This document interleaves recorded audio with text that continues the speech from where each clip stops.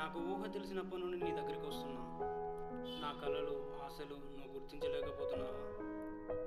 నేను నీపైనే భారం వేసి బ్రతుకుతున్నా, కానీ నా జీవితంలో ఇప్పటివరకు ఏ మార్పు లేదు.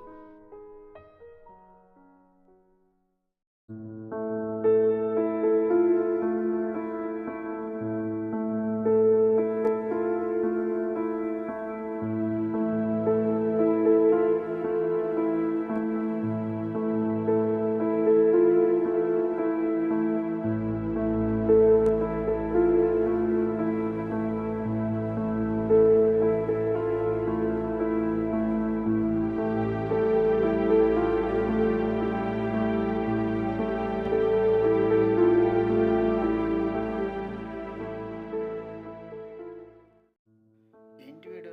ఎక్కడున్నాడు? మరి ఫోను లేదు, ఏం లేదు. ఎక్కడికి వెళ్ళి ఉంటాడు వాడు?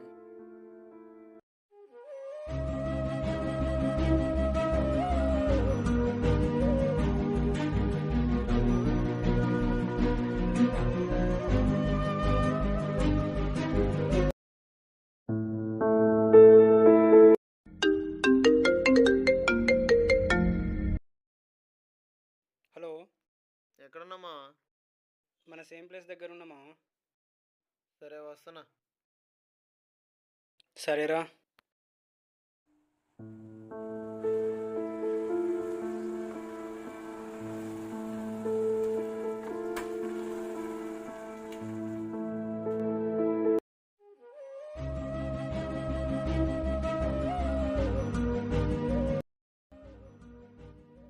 ఏం చేస్తున్నామా?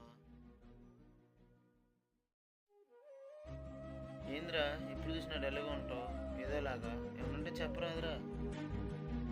ఏం లేదు మామ, దేవుడు అందరికీ అన్నీ ఇచ్చాడు, కానీ నా జీవితంలో ఏమీ ఇవ్వలేదు, పేదరికం తప్ప. సరే మామ, నీకు ఒకటి చెప్తా, ఓకేనా?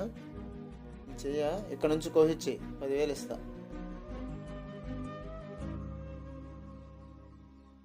సరే మామ, మోకాల నుంచి కోహిచ్చి 10 లక్షలు ఇస్తా.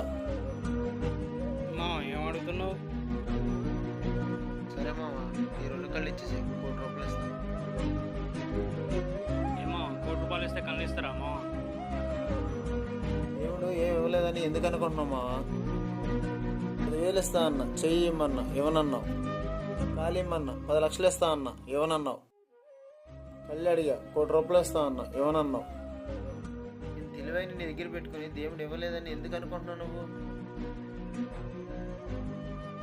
ఈ ప్రపంచం మొత్తం మీద మనిషికి ఇచ్చింది 2, ఒకటి పుట్టుక, ఒకటి సాగు. రెండింటిల మధ్యన మనం ఎలా బతకాలనేది మనమే నిర్ణయించుకోవాలి.